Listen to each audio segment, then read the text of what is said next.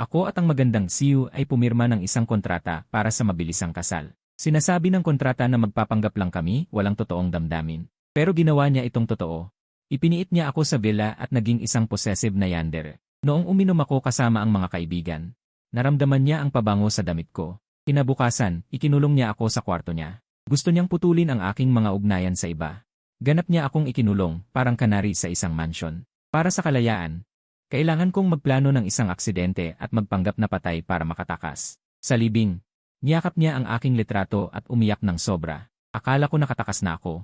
Pero sa aking libing, nang matapos ang tawag ng tatay ko, napansin niya ang kakaiba. Ikaw si Linhan, di ba? Ang boses ng babae sa tapat ay parang yelo, walang init. Nakita kita Sari, magaling ka. Nakita ka rin ng mga magulang ko. At gustong-gusto ka nila. Sabi niya, sabay tulak ng isang dokumento sa mesa sa harap ko. Ito ang trabaho mo. Tingnan mo, 3 araw ang nakalipas. Nakatanggap ako ng tawag mula sa isang nagpakilalang sekretarya ng CEO ng Zaihu Technology Group. Sabi niya gusto akong kunin ng CEO nila na may mataas na sahod. Bababaan ko na agad ang tawag. Akala ko scam. Pero sobrang pasensyoso nila. Matapos ang paulit-ulit na paliwanag at aking detalyadong pag-verify, saka ko lang nalaman na totoo pala. Kaya, nakaupo ako ngayon ng tuwid sa opisina ng CEO sa tuktok ng Zaihu Group. Sa tapat ko ay ang sikat na magandang CEO, Shen Mengyao. Kinuha ko ang dokumento ng trabaho, akala ko magiging lugar ito para maipakita ko ang aking galing bilang isang henyo mula sa Jiangda School of Business. Isang posisyong managerial. Pero nang buksan ko ang unang pahina, nagulat ako. Posisyon, asawa ni Shen Mengyao. Panahon ng trabaho. Walang takdang panahon hanggang sa makahanap si Shen Mengyao ng totoong asawa o hanggang sa tumigil na ang kanyang mga magulang sa panggigipit. Tiningala ko siya, hindi makapaniwala. Ngumiti si Shen Mengyao na may formula ng negosyo. Hindi na kailangan pumirma ng kontrata, walang legal na epekto iyon. Kailangan nating kumuha ng marriage certificate. Sumandal siya at may mabango ngunit malamig na pabango na dumating. 1,000,000 yuan sahod kada buwan. Pagkatapos ng diborsyo, babayaran kita ng 2,000,000 isang beses. Pagkatapos ng kasal, titira ka sa akin. Lahat ng araw-araw na gastos ay mula sa kumpanya. Ang pera mo ay puro kita. Huminto siya at matalim na tumingin sa akin para bang nakikita ang aking iniisip. At paalala, huwag na isipin na magsampa ng diborsyo para makuha ang aking ari-arian. Wala akong personal na ari-arian, lahat nasa libro ng kumpanya. Gamitin ang pera ng kumpanya para sa sarili kong bagay. Ikaw, isang matalinong estudyante sa negosyo, dapat alam mo to. Ang alok ay sobrang sarap na nakakalito. At nakadama ako ng malaking kahihiyan. Nag-aral ako ng 11 taon, nanalo ng maraming parangal. Itinuring ko ang aking sarili na pinakamahusay sa Jiangda School of Business. Ngunit sa huli, ang aking halaga ay maging isang alalay sa mayamang babae. Kumain ng libre. Ang aking mga talento, bago pa man magsimula, ay ililibing ng pera. Ngunit ang sampal ng katotohanan ay ginising ako. Naghanap ako ng trabaho. Ang mga kumpanya, nakita ang aking kumikinang na resume, ay nag-alok sa akin ng sahod na 1,500 yuan bilang intern. 1,500 yuan sa Jiangsheng, hindi sapat para mabuhay. Ang aking pagmamalaki ay tila katawa-tawa at maputla sa harap ng 1,000,000 buwanang sahod. Humina ako ng malalim.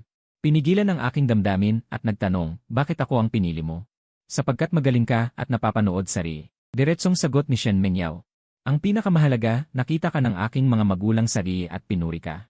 Tila nakita niya ang aking pag-aatubili, idinagdag niya, sa totoo lang. 2 lalaki na ang natagpuan ko dati para magpanggap, para lokohin ang pamilya. Pero masyado akong kilala ng aking mga magulang. Alam nila na napakataas ng aking pamantayan, hindi ko magugustuhan ang mga yon. Isang sulyap lang, alam na nila na peke. Sabi nila, paano magiging totoo kung walang kasalang sertipiko? Tiningnan niya ako, parang sinusuri ang isang produkto. Kaya ngayon, pinili kita. Isang baguhang business genius, ang pinakamahusay mula sa akademya. Kahit walang praktikal na karanasan, ang iyong resume ay sapat na kaakit-akit. Kapag nagpakasal kami, maaaring maniwala ang aking mga magulang. Itinulak niya ang isa pang dokumento. Ito ang script ng ating pagkikita. At ang aking personal na kabustuhan. Ang trabaho mo ay tandaang lahat at gawin itong perpekto. Naniniwala ako sa kakayahan mo. Nang marinig ang paliwanag na ito, ang kaunting pagmamalaki ko ay nakahanap ng kaunting aliw. Sa wakas, may gamit pa pala ang aking talento.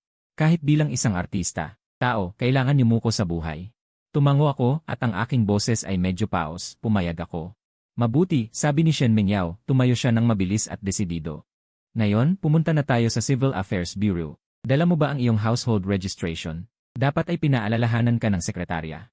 Walang emosyon akong tumango. Makalipas ang ilang oras, hawak ko na ang isang pulang libro.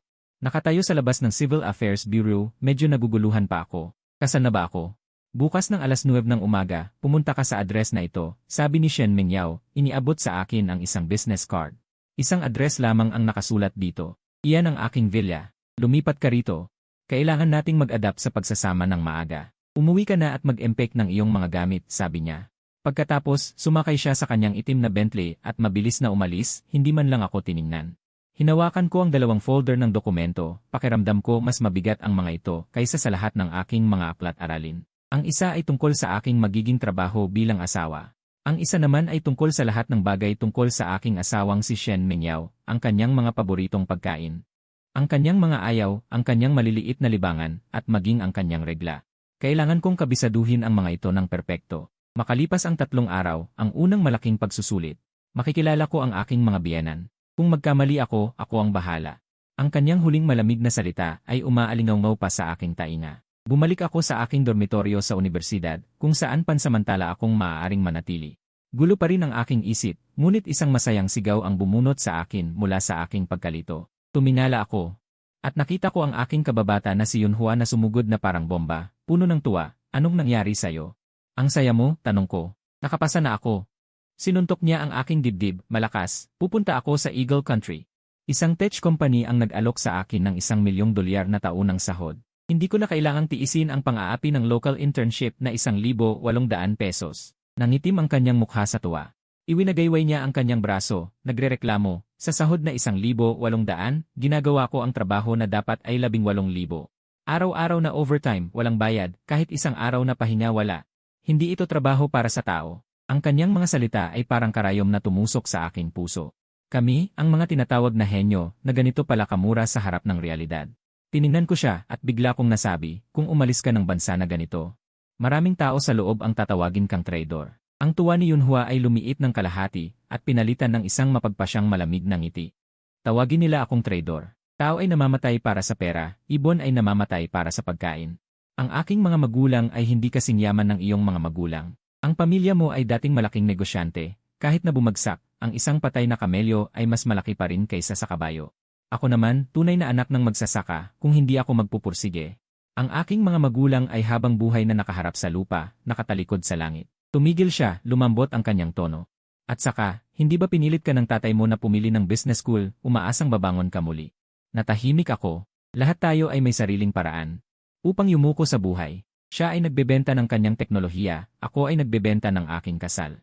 Okay lang, umalis ka na, suportado kita. Tinapik ko ang kanyang balikat, ang iyong mga magulang, alagaan ko sila. Talagang mabuting kaibigan. Muli niya akong sinuntok ng malakas, ikaw. Nakahanap ka na ba ng trabaho? Pumasok ako sa Zihutech. Medyo tuyo ang aking lalamunan.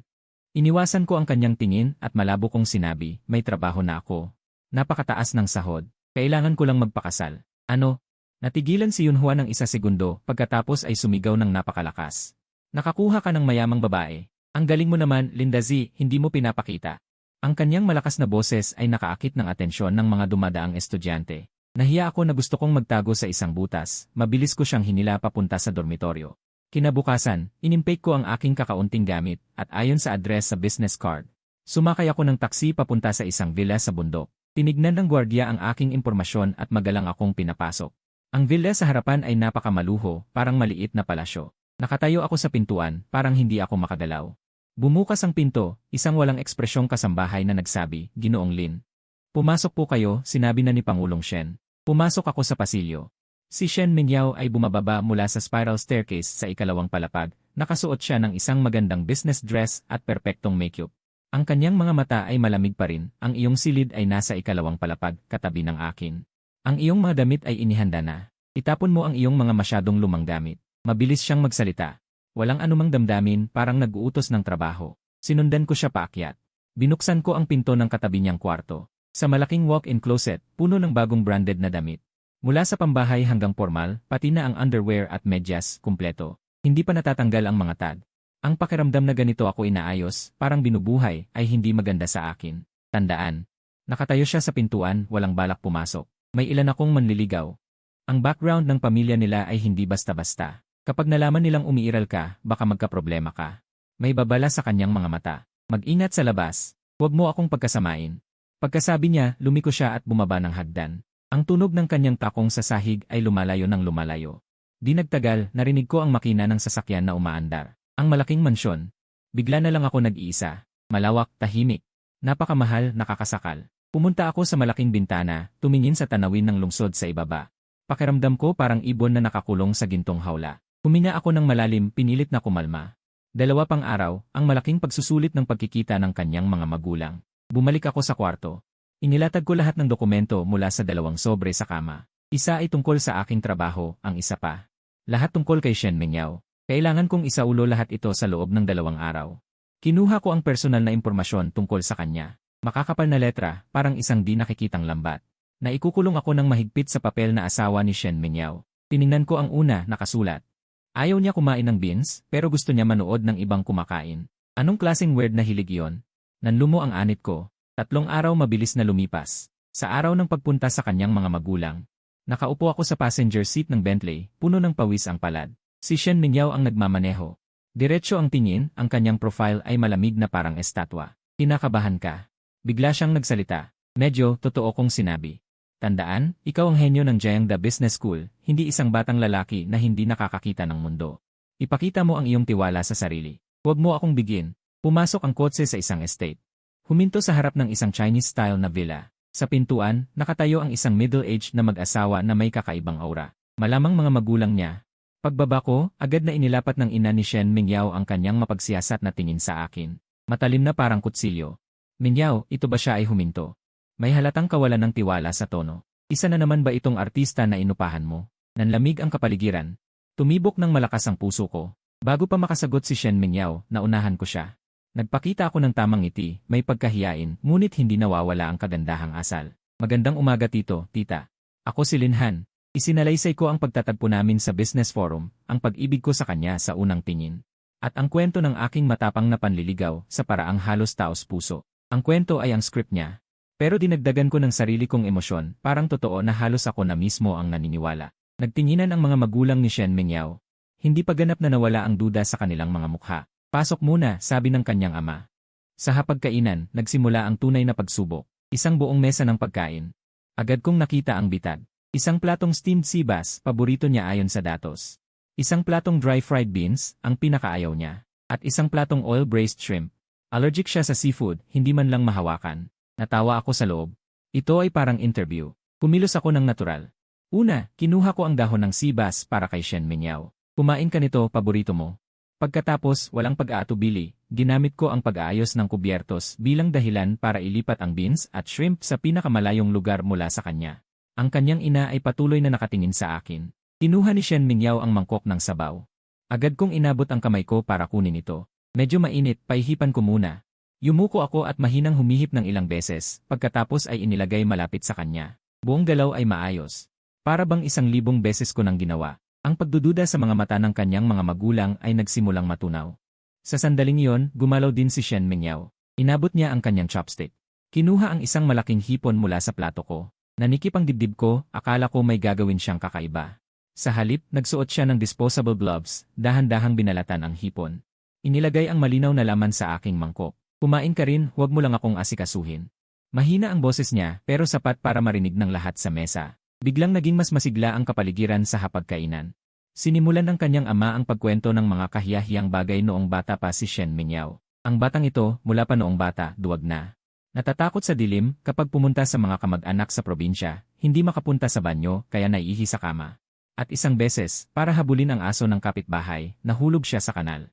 Umiiyak ng napakalakas. Ang kanyang ina ay nagdagdag din, tumatawa, papaglutuin mo siya. Iyon ay isang sakuna. Kapag nagluto ng kanin gamit ang electric cooker, makakalimutan niyang maglagay ng tubig. Muntik nang masunog ang kaldero. Natuwa ako sa kwento, kaya tumingin ako kay Shen Mingyao nang may pagsabay. Gamit ang aking mga mata, pinagtawanan ko siya. Siya naman ay namula ng husto, sabay tingin sa akin na may halong hiya at galit. Ang itsura niya ay parang isang magkasintahan na nahuli sa masamang kalagayan sa gitna ng mainit na pag-ibig. Pagbalik sa villa, ang mainit na kapaligiran ng pamilya ay biglang nawala ng walang bakas. Nagpalit ng damit si Shen Mingyao at umupo sa sofa ng sala. Sa kanyang mga hita ay may laptop, nagtatype ng mabilis. Sa loob ng bahay, tanging tunog ng keyboard ang naririnig. Malamig na parang silid ng yelo. Maghahanda akong umakyat sa kwarto, pero bigla siyang nagsalita nang hindi tumitingin. Nakakatawa ba? Nanigas ang likod ko. Dahil sa pagnanais na mabuhay, agad akong umikot. Naglagay ako ng mapangakit na ngiti sa aking mukha. Hindi nakakatawa. Mas nakakatawa ako. Sa wakas ay tuminala siya. Ang kanyang magagandang mata ay walang anumang emosyon. Akala ng mga magulang ko na hindi ako marunong mag-alaga sa sarili ko. Isinara niya ang laptop, tumayo at lumapit sa akin. Kaya, dahil dito, kailangang baguhin ang iyong trabaho. Biglang tumibok ang puso ko. Lumapit siya sa akin. Isang malamig na amoy ng pabango ang pumalibot sa akin. Simula bukas, ang trabaho mo ay magdagdag ng isa pang gawain, magluto. Hindi nagtagal, dumating ang araw na nais ng mga magulang ni Shen Mingyao na makilala ang aking mga magulang. Una ko siyang dinala sa aking mga magulang. Akala ko ay magpapatuloy siya sa kanyang pagiging iceberg ni. Hindi ko inaasahan na sa sandaling huminto ang sasakyan sa harap ng simpleng gusali ng aking bahay, nagbago ang kanyang buong aura. Pagpasok, may matamis na ngiti siyang ipinakita na tila kayang pumiga ng tubig, at ang kanyang bibig ay parang binudburan ng pulot. Magandang araw, tatay at nanay. Ako si Mingyao, ang inyong manugang. Ang aking mga magulang ay medyo nahihiya noong una, ngunit sa kanyang mga tawag na tatay at nanay, sila ay tuwang-tuwa. Nagbigay siya ng maingat na inihandang mga regalo. Nag-alok din siya ng tsaa at tubig, at gusto pa niyang pumasok sa kusina upang sabihin na tutulong siya sa aking ina. Ang kanyang kilos na masunurin at magalang ay mas mahusay pa sa akin. Namangha ako. Ang aking mga magulang ay labis na nasiyahan sa kanya. Hinawakan nila ang kanyang kamay at maraming tanong, parang anak na babae na nila. Di nagtagal, dumating ang araw ng opisyal na pagpupulong ng mga magulang. Ang lugar ay isang mamahaling Chinese restaurant. Sa loob ng pribadong silid, ang kapaligiran ay masaya. Ang aking ama at ang aking biyenan ay nag-uusap ng masaya. Ang dalawang ina ay sabay-sabay na nagkwentuhan ng masigla. Pagkatapos ng ilang round ng inumin, ang aking ama ay tiyak na lasing na. Tinapik niya ang kanyang hita. At lumingon sa akin. Ikaw, batang ito, may angking galing. Nakaangkla ka sa isang mayamang babae. Ang galing ng pamilya ng asawa mo, kahit noong kasagsagan ko, hindi ko kaya. Mukhang ang 900 milyon na puhunan na iniwan ko para sa iyo ay hindi nagagamitin. Biglang, parang may string na naputol sa aking utak. 900 milyon? Kailan naging mayaman ang aking ama? Hindi ba siya bangkarota? Tiningnan ko ang aking ama. Nasa kanyang pagmamalaki pa rin siya, hindi alam na nag-iwan siya ng isang malaking bomba. Ang mga magulang ni Shen Mingyao ay nagpakita ng kasiyahan. Ang kanyang ama ay tumawa at nagpahiwatig, tunay na ang anak ng tigre ay hindi aso. Si Xiaohan ay napakahusay, natural lang na may pondo ang pamilya. Ang aking ama at ang ama ni Shen Mingyao ay tila magkakilala na mula pa noon. Mula sa tsaa hanggang sa antigo, mula sa chess hanggang sa pangingisda. Ang aking ina at ang ina ni Shen Mingyao ay parang magkapatid. Nagka-holding hawak ng braso at nagsimulang mag-aral ng mga recipe at maggansilyo. Ang kapaligiran ay mainit na parang hindi kami kontrata na kasal, kundi mga magkaibigan mula sa ilang henerasyon. Mas nakakatakot, ang dalawang ina habang nag-uusap ay napunta sa isang maling paksa. Biyenan, tingnan mo ang ganda ng relasyon nila. Hindi ba dapat nang madaliin ang kasal? Para magkaanak na tayo, tuwang-tuwa na suhestyon ng aking ina. Ang ina ni Shen Mingyao ay sunod-sunod na tumango. Kailangan nating pilitin sila. Nakaupo kami ni Shen Mingyao sa tabi. Parang nakaupo sa mga karayom, halos sumabog ang aming mga ulo. Ngayon ay ayos na. Hindi lamang kailangan naming magpanggap, pati na ang susunod na henerasyon ay naplano na. Mula noong pagpupulong na yon, ang aming buhay ay lubos na nagbago. Ang apat na matatanda ay tila naglagay ng kamera sa aming villa. Napilitan kaming magpanggap na mag-asawang nagmamahalan 24 oras. Sa sala, kailangan ko siyang pakainin ng prutas. Kapag lalabas, kailangan niyang yakapin ang braso ko. Hindi kami makapagsalita ng malamig na salita, takot na may makita. Sa gabing ito, sa wakas ay umuwi ang apat na matatanda. Nakahina ako ng maluwag. Gutom na ako, mabilis akong pumasok sa kusina. Ang mga sangkap sa ref ay puro pinakamataas na kalidad. Mabilis akong gumawa ng isang mangkok ng mabangong Yangzhou fried rice at nagluto rin ng beef na may sibuyas. Pagkaihain ko sa mesa, mabilis kong inihanda ang isang mangkok ng mabangong Yangzhou fried rice at nagluto ng isang plato ng beef na may sibuyas, kakalatag pa lang sa mesa. Sumubo ako ng 2 subo, nang biglang may malamig na pabango na dumating mula sa likuran. Si Shen Mingyao ay nakasilk na robe.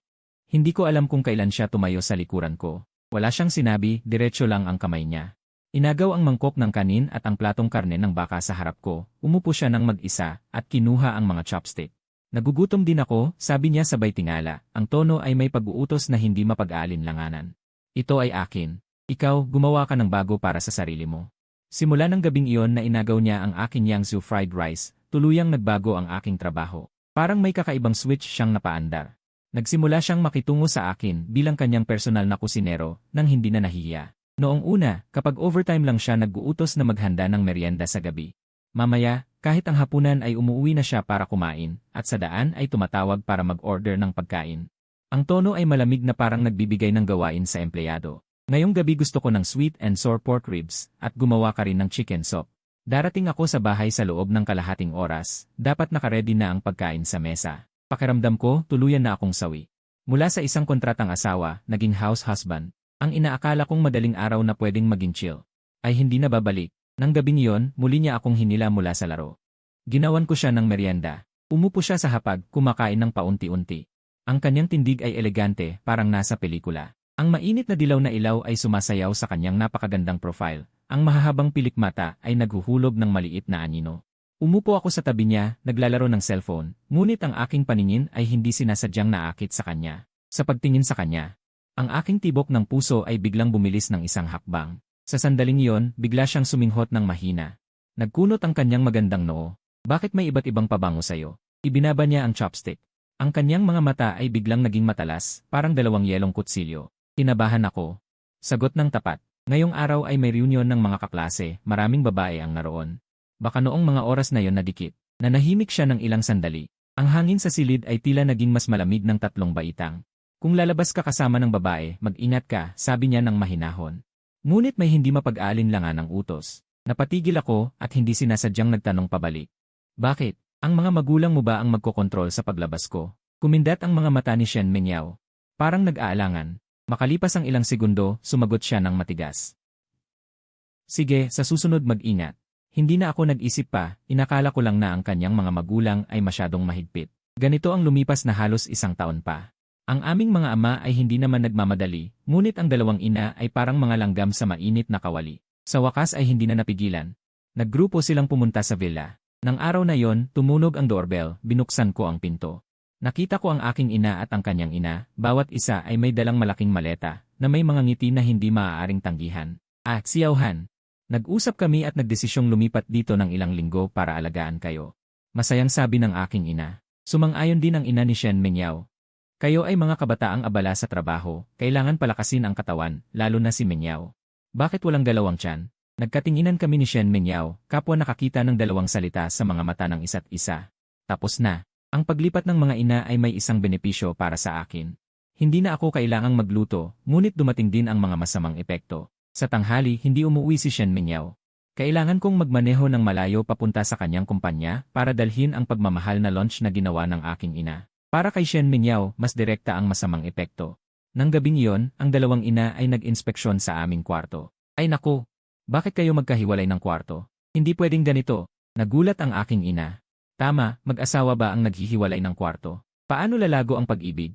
Kailan magkakaroon ng apo? Ang ina ni Shen Mingyao ay nagpasya. Simula ngayong gabi. Dapat kayong dalawa matulog sa iisang kama. Ang utos na ito ay parang isang kidlat. Pareho kaming natulala. Sa gabi, nag-aksaya ako ng oras sa pagligo. Pagpasok sa master bedroom, parang nanigas ang lahat ng dugo ko. Nakahiga na si Shen Mingyao. Nakaharap sa akin, nasakop ang kalahati ng kama. Kinakabahan ako, hindi ko alam kung saan ilalagay ang mga kamay at paa. Maingat kong binuksan ang kumot, sumiksik sa pinakagilid ng kama, ang katawan ay matigas na parang kahoy. Huwag lumapit, medyo malapit ay hindi pwede, sabi ng kanyang malamig na boses mula sa harapan. Agad akong parang napako, hindi gumagalaw. Sa gabi, medyo malamig ang panahon. Dagdag pa ang aking sobrang kaba, ang katawan ko ay hindi sinasadyang nanginginig. Sa kadiliman, tila napansin niya, malamig ka ba? Bigla siyang bumaling. Kahit ang kanyang mainit na hininga ay naramdaman ko. Lumapit ka ng kaunti, baka hindi naabot ang kumot. Bago pa ako makasagot, biglang may dumating na malamig na kamay at direktang inilapat sa dibdib ko. Bigla akong nanginginig, tumindig ang balahibo ko, pero hindi siya tumigil. Habang may kaunting sama ng loob na bumabalik sa halik, bumubulong siya, bakit ang tigas mo, at dinagdagan ang bigat ng kanyang kamay.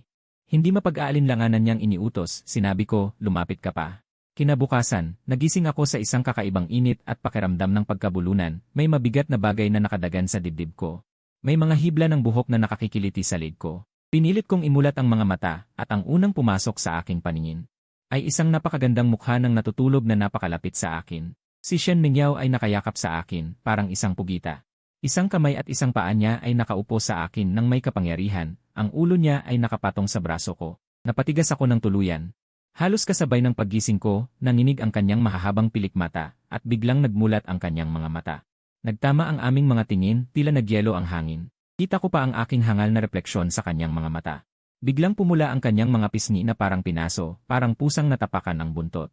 Bigla siyang lumayo mula sa aking yakap, mabilis na inayos ang kanyang pajama. Gusto niyang magsalita. Pero gumalaw ang kanyang mga labi, wala namang lumabas. Mabilis siyang nagbalik sa kanyang estilong cold-hearted siye. Binuksan ang kumot at bumaba sa kama, diretsyo sa banyo nang hindi lumingon. Ngunit ang namumulang tainga. Ang lubusang nagtraidor sa kanyang hindi mapakaling puso. Agad kaming binigyan ng mga ina ng bagong misyon. Hindi na ako kailangang magluto.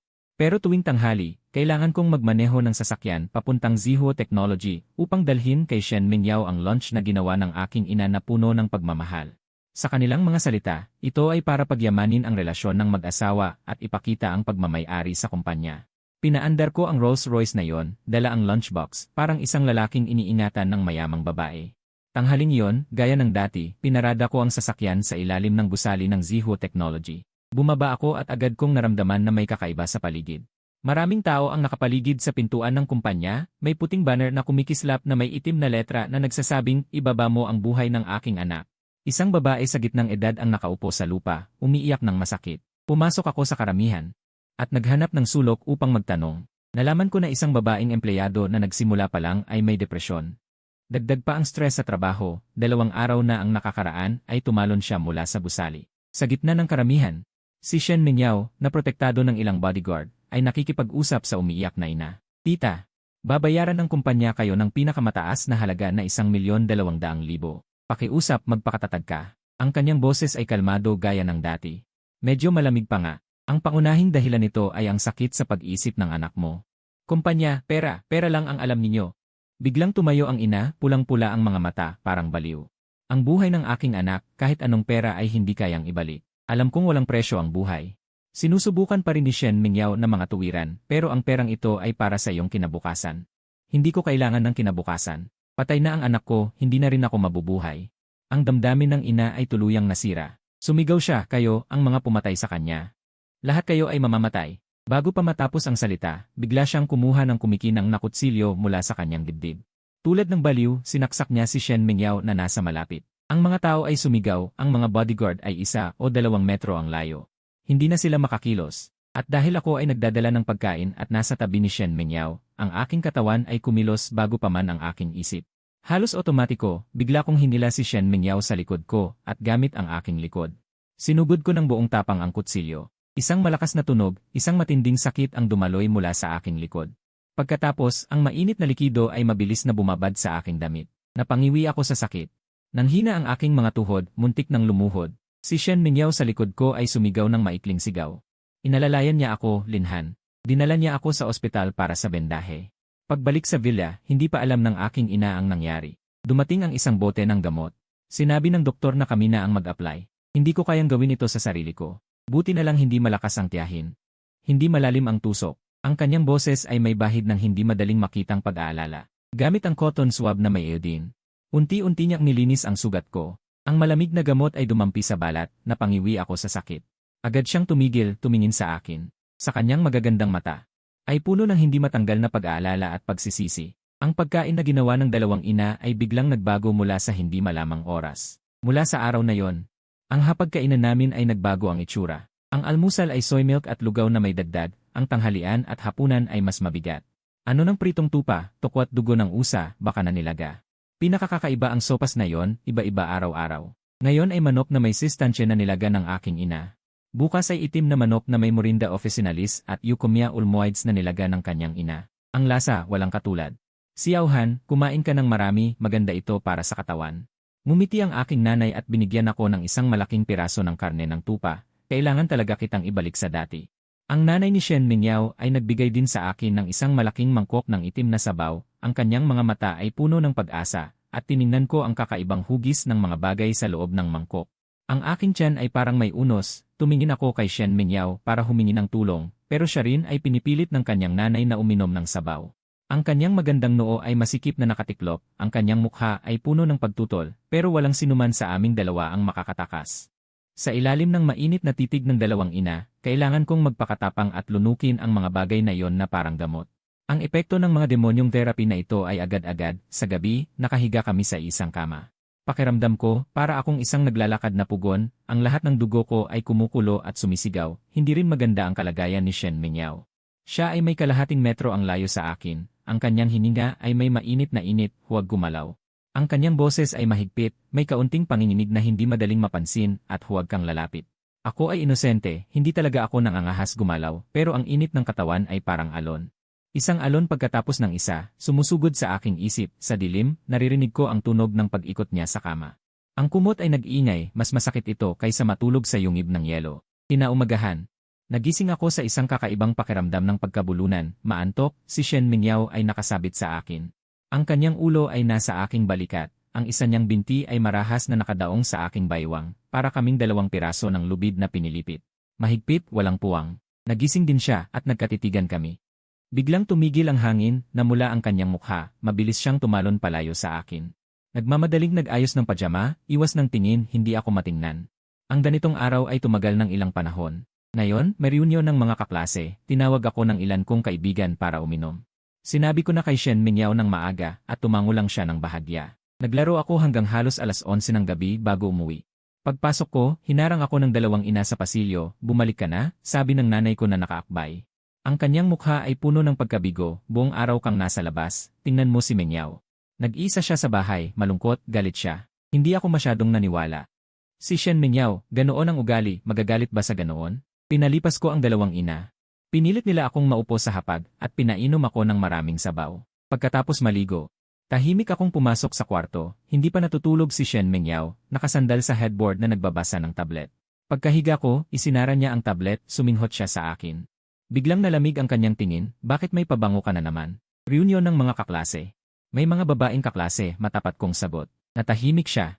Parang bumaba ang temperatura ng 10 degree. Akala ko babalaan niya akong mag-ingat tulad ng dati, pero sa malamig at walang pag-aalinlangan na tono. Nag-utos siya, simula ngayon, sa oras ng trabaho, hindi ka maaaring lumabas para makipagkaibigan sa iyong mga kaibigan. Bigla akong umupo sa kama, hindi makapaniwalang nakatingin sa kanya, anong ibig mong sabihin? Hindi na ako makakalabas. Wala akong pakialam ang kanyang tingin ay walang puwang para sa kompromiso, parang nagdeklara ng batas na hindi maaaring suwayin kung lalabas. Dapat kang humingi ng pahintulot sa akin ng personal at sabihin ang mga pangalan at kasarian ng lahat ng sasali. Ang kanyang kontrol.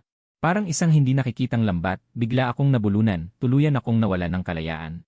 Ang 2 ina ay nagpumilit ng 1 buwan, nang makitang wala pa ring pagbabago sa tiyan ni Shen Mingyao, siguro naisip nilang hindi epektibo ang pamamaraan. Sa wakas, napilitan silang umuwi ng tatay ko at ng tatay niya. Nang makaalis sila, parang nagising ako mula sa bangungot. Sa gabi, nakabalik na ako sa sarili kong kwarto, humiga ako sa kama. Huminga ako ng malalim, pero bago pa ako makatulog, bumukas ang pinto ng kwarto. Handa na akong matulog ng maayos, pero ang pinto ng kwarto, biglang bumukas, si Shen Mingyao na nakasuot ng silk robe, nakatayo sa pintuan. Walang ekspresyong nakatingin sa akin, medyo nilalamig ako, ang kanyang boses ay malinaw sa tahimik na gabi. Kung wala ka sa tabi ko para magpainit, hindi ako makatulog. Halika, matulog tayo. Napakalinaw ng dahilan na hindi ko na kailangang sabihin, hindi siya nakikiusap. Nag-utos siya. Nang antok, hinila niya ako mula sa sarili kong kama at dinala sa kanyang kwarto. Pagkaantig ng unan, nakatulog agad ako. Kinaumagahan. Saka ko lang napansin na may mali, kalahati ng katawan ko ay manhid, si Shen Mingyao ay nakaupo sa akin. Ginawa akong isang malaking unan na tao, mahimbing ang tulog. Nagising din siya. Ang kanyang mahahabang pilikmata ay kumibot, bumukas ang mga mata, walang kahihiyan.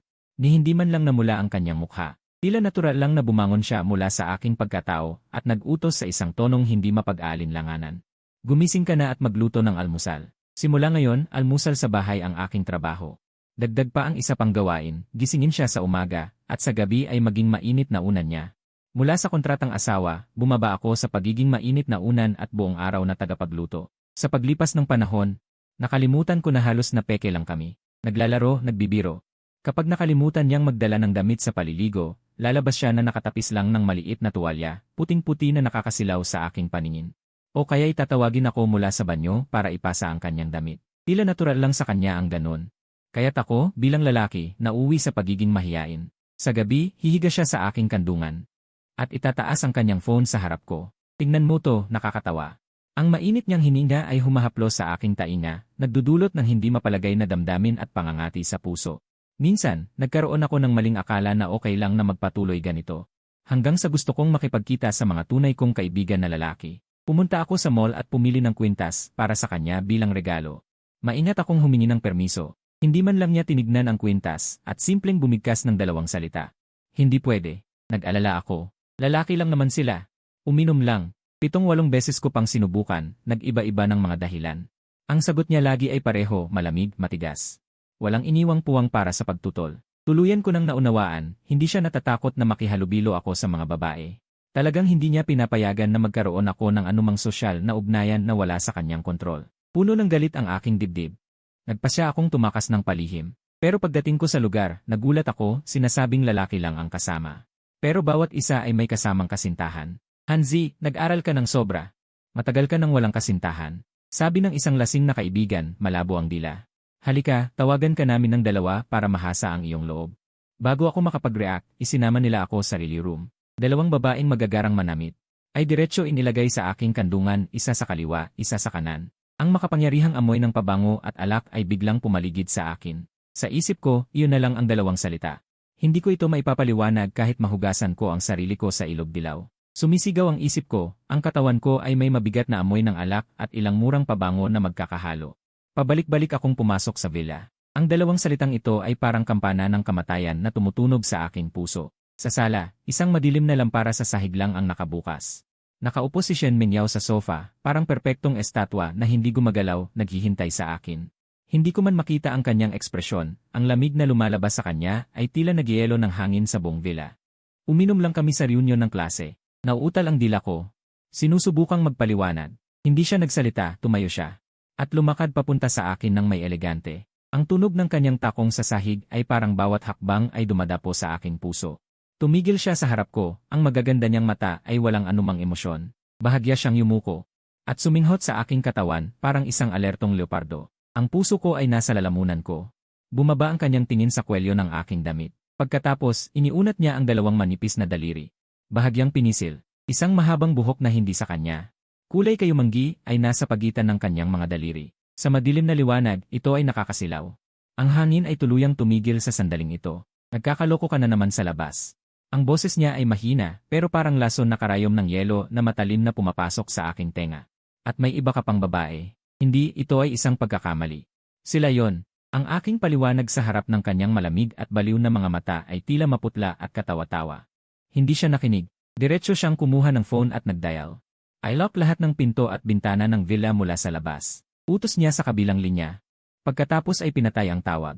Inagaw niya ang phone ko mula sa aking bulsa. Tiningnan niya ako. Ang kanyang mga mata ay may hindi pa nakikitang kabaliwan at pagmamayari. Mula bukas, huwag ka nang umasa na lalabas pa ng villa na ito. Ang mabigat na tunog ng pinto sa itaas na nakalock ay tuluyang pumutol sa lahat ng aking daan. Sa unang pagkakataon, naramdaman ko ang takot na nagmumula sa kaibuturan ng aking buto. Kinabukasan, nagising ako na may sakit ng ulo mula sa alak at lubos na kawalan ng pag-asa. Ako ay nakakulong. Tahimik ang buong villa parang isang libingan. Lahat ng bintana na nakikita ang labas ay nakalock. Para akong isang mabangis na hayop na nakakulong sa hawla. Paulit-ulit na naglalakad sa sala. Ang inip at galit ay nag-alis sa akin ng gana na magpalit ng damit o maligo. Sa gabi, muling umikot ang tunog ng lock ng pinto. Bumalik si Shen Mingyao. Hindi man lang ako tinignan, diretso siyang lumapit sa akin, walang sabi-sabi. Parang hinahanap ang isang kriminal, kinakalkal at sinisinghot-singhot ako. Biglang nanlamig ang dugo ko, at tama nga, dahil hindi ako nagpalit ng damit kahapon. Ang natitirang amoy ng pabango ay matigas pa ring dumikit sa tela, at ang mas malala, sa sweater ko ay mayroon na naman siyang natagpuan. Nakakita ng pangalawang mahaba at parehong kulay na buhok. Ngumiti siya, ngunit ang ngiting iyon ay mas masakit pa kaysa pag-iyak. Puno ng kabaliwan na pinukaw ng ebidensya. Ang galing mo na, sabi niya habang matigas na nakatingin sa akin. Salit-salit na sinabi, nakakulong ka sa bahay, pero nakakalusot ka pa rin para magpaligaw-ligaw. Wala po. Ni isang hakbang hindi ako lumabas ngayong araw, pilit kong depensa ng paos ang boses. Pero wala na siyang pinapakinggan. Malamig niyang ipinahayag, may mapanganib na kislap sa kanyang mga mata. Tatawag ako ng kasambahay. Mula ngayon, kahit ang aking silid tulugan, hindi mo pwedeng iwan. Hinawakan ng kanyang bodyguard ang aking pulso, ang lakas ay nakakagulat. Bastos akong hinila pa itaas sa ikalawang palapag, itinulak sa kanyang silid tulugan, at mariing sinara ang pinto. Kasunod nito, narinig ko ang pinakawalang pag-asa na tunog, ang susi na ipinapasok sa lock. Umikot, nakalock. Ako ay tuluyang nakulong. Ang dating marangya at mainit na silid tulugan ay naging isang gintong bilangguan. Isang walang emosyon na nakatatandang kasambahay. Araw-araw, lumilitaw lamang sa takdang oras. Pumapasok siya dala ang isang mangkok ng kanin, inilalagay ito. Pagkatapos, tatalikod siya at aalis ng walang salita. Mabilis na nilock ang pinto mula sa labas. Nakaupo ako sa sobrang lambot na malaking kama. Tinitigan ko ang mangkok ng kanin, sumikip ang sikmura ko. Sa pagkakakulong na hiwalay sa mundo. Sa wakas ay lubos akong nagising. Ang pag-ibig ni Shen Mingyao ay naging isang nakakatakot na kandado. Hindi siya nag-away-away. Siya ay talagang may sakit. Ang pagtutol ng matigas. Magdadala lamang ng mas mabaliw na pagtrato mula sa kanya. Tiningnan ko ang nakakandadong pinto, ang takot sa aking puso ay unti-unting lumulubog. Naging isang malamig na pagnanais na mabuhay. Kailangan kong makatakas, ngunit bago yon. Kailangan kong gamitin ang kahinahunan at pagsunod para patulugin ang nawawalang kontrol na babaeng leon. Nang gabing iyon, muling umikot ang tunog ng lock ng pinto. Hindi ako yumuko sa sulok tulad ng mga nakaraang araw, kundi umupo sa tabi ng kama. Tila naghihintay sa kanya. Pumasok si Shen Mingyao, ang mga mata ay malamig pa rin. May pagsisiyasat. Nakasanayan niyang iskan ang aking katawan, parang sinusuri kung maayos ang isang bagay. Bago siya magsalita, tumayo ako at sinalubong siya. Pumilit akong ngumiti ng nakakalugod. Umuwi ka na. Pagod ka na ba? Natigilan siya, tila hindi inaasahan ang malaking pagbabago ng aking ugali. Hindi ko siya binigyan ng oras para mag-react. Pumunta ako sa likod niya, iniunat ang kamay, at nag-aalangan na hinawakan ang kanyang balikat. Ang kanyang katawan ay biglang nanigas. Nakikita ko na pagod ka sa trabaho araw-araw. Natuto ako ng kaunting masahe. Iha-message kita. Ang aking boses ay may sinadyang pambobola na nakakasuklam kahit sa akin. Hindi niya ako itinulak. Ito ay isang magandang senyales. Umiti ako ng malamig sa loob. Pero mas pinalambot ko ang bigat ng aking kamay. Habang minamasahe, sinabi ko sa kanyang tainga sa pinakakorni na tono. Huwag ka nang magpagod ng ganyan. Maawa ako sayo. Kapag niyayakap niya ako sa pagtulog. Hindi na ako parang bangkay. Ako pa nga ang kusang nag-aabot ng kamay at malam niya na minamasahe ang kanyang binti. Pinapatulog ko siya. Ang aking paglaban at dignidad ay walang halaga sa harap ng kanyang obsesibong pag-ibig. Upang makamit ang kalayaan, kailangan ko munang maging ang pinakamasunurin niyang aso. Ang aking pagpapanggap ay epektibo. Ang emosyon ni Shen Mingyao ay naging matatag na nakikita. Hindi na siya parang leon na handang magalit anumang oras, ang bangis sa kanyang mukha ay lumiit. Nagsimula siyang mag-enjoy sa aking pagsunod, sa pakiramdam na hawak niya ako ng buo sa kanyang palad. Lumipas ang halos 2 buwan. Isang umaga, pagkatapos niyang bumangon, hindi niya nilock ang pinto ng silid tulugan tulad ng dati bago umalis. Tumayo ako sa tabi ng pinto, tinitigan ang hindi nakalock na pinto, mabilis ang tibok ng puso ko. Nagtagumpay ako. Ito ang unang hakbang. Nakuha ko ang karapatang malayang gumalaw sa loob ng villa. Lumipas ang 1 pang buwan. Tumingin ako sa bintana, may tamang antas ng kalungkutan sa aking mukha. Mingyao, pakiramdam ko para akong inaamag na. Sa gabi, niyakap ko siya, ang boses ay malungkot. Kung hindi ako lalabas para huminga ng sariwang hangin, baka magkasakit ako. Ang kamay niyang humahaplos sa buhok ko ay tumigil. Agad kong dinagdag. Maglalakad-lakad lang ako sa malapit. Papasukin mo ang kasambahay na sumunod sa akin. Ipinapangako ko na hindi ako pupunta kahit saan. Okay lang ba? Siya ay tahimik ng matagal na inakala kong tatanggihan niya. Sige, sa wakas ay nagsalita siya. Pero dapat siyang sumunod sa iyo nang hindi lumalayo. Ang pagkakataon ay dumating ng mas mabilis kaysa inaasahan ko. Isang mayamang binata na nagngangalang Luyan. Nagmamaneho siya ng isang mamahaling pulang Ferrari diretsyo sa harap ng villa. Isa siya sa mga manliligaw na binanggit ni Shen Mingyao. Oy, hindi ba ito si Ginoong Lin? Nakasandal siya sa pintuan ng kotse. Tinitigan niya ako mula ulo hanggang paa, puno ng paghamak at pagsubok ang kanyang mga mata. Bakit para kang asawang bitter na nakakulong sa bahay? Tara, isasama kita ni kuya sa labas para maglibang. Agad na kumuha ng cellphone ang katulong sa likod ko. Para magulat kay Shen Mingyao, may pumasok sa isip ko, tahimik kong pinigilan ang kanyang kamay. Ate, huwag. Umiling ako sa kanya. Nagkunwaring nahihirapan ang mukha ko, si Ginoong Lu ay kaibigan ni Mingyao, nagbibiro lang sa akin. Kung mag-uulat kayo, magmumukha akong makitid ang pag-isip. Nag-alinlangan ang katulong. Inalis niya ang cellphone. Lumingon ako at mumiti kay Luyan na may pagkatakot. Nagbibiro ka Ginoong Lu. Tatawagan ko si Mingyao para sabihin sa kanya. Nagkunwaring tumawag ako kay Shen Mingyao gamit ang telepono ng villa. Puno ng takot at kawalan ng pag-asa ang boses ko. Mingyao, dumating si Ginoong Lu. Pilit akong hinihila para lumabas, hindi ako makatanggi, natatakot ako na mapahiya ka. Nagkunwari na namang nagbaba ng tawag, Luyan, tunay kang tagapagligtas ko. Isinama ko ang katulong at sumakay sa kotse ni Luyan. Hindi tumigil ang kotse sa lungsod. Diretso itong pumunta sa dalampasigan. Isang malaking puting luxury yacht ang tahimik na nakadaong sa pantalan. Bumaba kami ni Luyan. Agad na lumapit ang mga itim na bodyguard sa likod niya at hinarang ang katulong na gustong sumunod. Sinabi ni Ginoong Lu, si Ginoong Lin lang ang imbitado, walang emosyong sabi ng isang bodyguard. Ang mga hindi kabilang, maghintay lang sa pampang. Nag-alala ang katulong. May gustong sabihin ngunit hinarang siya ng 2 bodyguard. Tiningnan ko siya. Natawa ako sa isip ko. Nang tumuntong ako sa kubyerta ng yete, bahagyang gumalaw ang aking mga paa.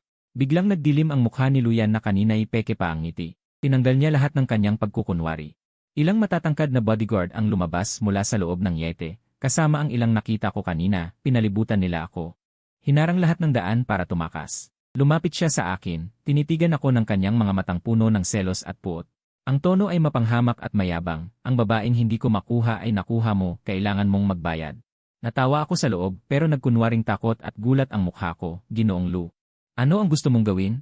Alam ba ni Mingyao? Habang sinasabi ko, patuloy akong umatras ng may takot, hindi matatag ang mga paa, dahan-dahang lumalapit sa rehas ng bangka. Ito ang pinakamagandang lugar, ang hangin, ang alon, ang anggulo. Tama lang lahat, magbayad. Tumawa si Luyan. Parang nakarinig ng napakalaking biro, papahirapan lang kita para matuto ka. Suntukin niyo, isang malaking kamao ng bodyguard, may malakas na hangin. Diretso sa mukha ko. Ngayon na, hindi ako umiwas. Hindi man lang ako kumurap. Sa sandaling halos tumama na ang kamao, sinamantala ko ang lakas. Biglang sumandal ako paatras, sumigaw ng labis-labis na hiyaw, parang isang dahong naputol sa tali. Sumunod sa rihas, perpekto, aksidente. Nahulog sa malakas na alon ng dagat. Para kay Luyan at sa kanyang mga bobong bodyguard, nasuntok lang ako. At aksidenteng nahulog sa tubig. Plop! Nilamon ako ng malamig na tubig dagat. Napakalaking presyon ng tubig mula sa lahat ng direksyon, halos pumutok ang baga ko. Hindi ako lumaban. Hinayaan kong lumubog ang katawan ko. Sa ilalim ng dagat na hindi nila makita, ininulat ko ang aking mga mata. Ang nasa harapan ko ay isang madilim na asul. Gamit ang pinakamabilis kong bilis, pinigilan ang aking paghinga. Sinimulan kong tanggalin ang lahat ng pabigat, ang mamahaling jacket, ang sapatos. At ang cellphone ni Linhan na nasa bulsa. Isa-isa ko silang itinapon sa mas malalim at mas madilim na dagat. Sila ang magiging pinakamagandang ebidensya ng pagkalunod ko. Halos maubos na ang hangin sa baga ko, nararamdaman ko ang mainit na sakit sa dibdib. Gamit ang aking magandang kakayahan sa paglangoy mula noong kolehiyo, parang isda, sumisid ako sa ilalim ng tubig papalayo sa yete. Sa gitna, tahimik akong lumutang sa ibabaw para huminga ng ilang beses. Tiniyak na walang nakakita, pagkatapos ay sumisid muli. Sa wakas, nahawakan ko ang isang madulas at magaspang na bato. Gamit ang huling lakas ko. Umakyat ako sa pampang mula sa isang liblib na lugar ng bato, basang-basa, malamig na parang yelo. Pero nakaligtas ako. Hindi kalayuan sa pampang, may isang lalaking nakasombrero na nangingisda. Naglakad ako patungo sa kanya, gamit ang halos nanginginig na labi, bumulong ng isang pangungusap. Tito, maaari bang hiramin ang inyong telepono? Tumawag na ako. Sa kabilang dulo, narinig ko ang boses ng pinakapinagkakatiwalaan kong kapatid, si Lin Fei, bukod kay Yunhua. Hello, sino ito? Ako ito. Linhan. Ang tinig ko ay namamaos dahil sa lamig at kahinaan. May nangyari sa akin. Kailangan ko ng tulong mo. Ngayon na agad. Agad. Tahimik ang kabilang dulo ng ilang segundo, kasunod ang boses ni Lin Fei na humihigop ng hangin. Nasaan ka? Ang balita ng pagkawala ko ay parang bomba na itinapon sa tahimik na lawa. Pumutok ito sa buong Shenmengyao. Akala ng mga kamag-anak at kaibigan na patay na ako. Hindi ako patay. Tiningnan ko ang balitang ito. Ang tinig ko ay tuyo na parang papel de liha. Nakatakas lang ako. Bumuntong hininga si Lin Fei at tinapik ang basang-balang balikat ko. Alam ko. Kapatid, ngunit ngayon sa paningin ng lahat. Patay ka na, sabi niya sa akin. Nabaliw si Shen Mingyao. Ginamit niya ang lahat ng koneksyon na kaya niyang gamitin. Dose-dose ng rescue boats ang naghahanap sa dagat na parang lambat. Sumugod siya sa pamilya Lu. Sa harap ng lahat, sinampal niya si Luyan. Ang magagandang mata niya ay puno ng dugo, parang halimaw na kakain ng tao. Pero matigas na sinabi ni Luyan na aksidente akong nahulog. Malaki rin ang impluensya ng pamilya Lu. Mabilis na napigilan ang investigasyon ng pulisya. Ang insidente ay itinuring na isang malungkot na aksidente.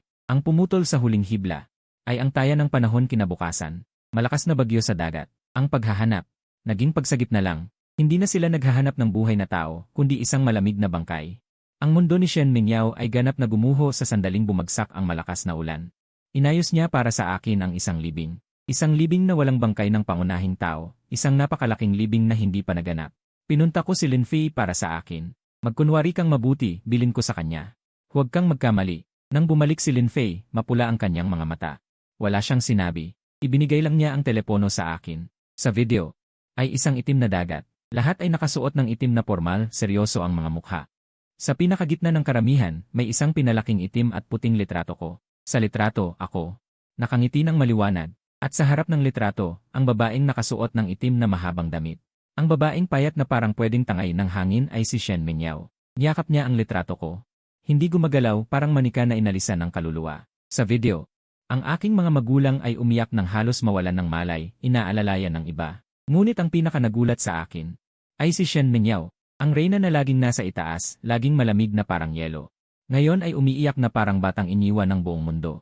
Ang makeup niya ay nadumihan. Ang luha ay parang butil na naputol. Bumuhos pababa, tumatama sa litrato ko sa kanyang bisig. Magulo ang eksena. Ang puso ko ay parang hinawakan ng mahigpit ng isang di nakikitang kamay, masikip at masakit. Sus Mariosep, itong peking kasal talagang nagkaroon ng tunay na damdamin. Sa pagtingin sa kanyang desperadong anyo, walang kahit anong saya sa puso ko dahil sa pagtakas. Sa halip, may nakakatakot na lamig. Kung malaman niya na hindi ako namatay, malamang mag-evolve siya mula sa Yander tungo sa Ultimate Yander. Ang kahinatnan ko ay tiyak na mas masahol pa kaysa mahulog sa dagat at maging pagkain ng isda. Sa dulo ng video, ang aking mga magulang, sila ay nagdadalamhati sa anak na mas bata. Umiiyak ng labis. Sa pagtingin sa kanilang malungkot na mukha, ang puso ko ay parang hinihiwa ng kutsilyo. Hindi pwede, hindi ko kaya. Kinuha ko ang ekstrang simpleng telepono ni Lin Fei. Tinawagan ko ang numerong iyon. Nagring ng matagal at sinagot. Sa kabilang dulo, ang tinig ng aking ama na pinipigilan ang matinding dalamhati. Boses na matanda. Hello, tatay. Ginamit ko ang lahat ng lakas ko para hindi masyadong manginig ang boses ko. Ayos lang ako. Gusto ko lang makipaghiwalay. Huwag kang magsalita. Ipaliwanag ko sa iyo mamaya. Pagkasabi niyon, agad kong pinatay ang tawag. Hindi ako nangahas na makinig pa ng isang segundo. Nagpadala ulit si Lin Fei sa akin ng ilang larawan ng eksena. Sa isa, hawak ng aking ama ang telepono. Ang kanyang katawan ay nakayuko pa rin, malungkot pa rin ang mukha. Ngunit sa kanyang malabo na mga mata, ang desperasyon na sapat para wasakin ang isang tao ay nawala. Pagbalik niya, ang mga magulang ni Shen Mingyao ay umaaliw sa kanya. Si Shen Mingyao ay lumapit din, inalalayan niya ang braso ng aking ama. Sa paos na boses, umaliw, tatay, pakiusap, magpakatatag ka. Umiling ang aking ama. Sa isang tonong parang nakaligtas sa sakuna, sinabi, ayos lang. Sobrang sakit kaya hindi na makaiyak. Iyon ang sinabi niya. Sa litrato, biglang tumigil ang kilos ni Shen Mingyao. Dahan-dahan niyang itinaas ang ulo. Tumingin sa aking ama. Sa sandaling iyon, sa kanyang mga mata na namumula sa pag-iyak, lahat ng kalungkutan, kahinaan, at kawalan ng pag-asa ay nawala na parang tubig dagat. Kapalit nito ay isang patay na katahimikan. Malamig at matalim na pagsusuri na parang kutsilyo. Wala siyang sinabi. Ngunit ang tingin na iyon ay tila tumagos sa lahat ng kasinungalingan, tumagos sa screen ng telepono, at tumusok ng mariin sa akin. Ang tingin na iyon ay nagsasabi, kayo,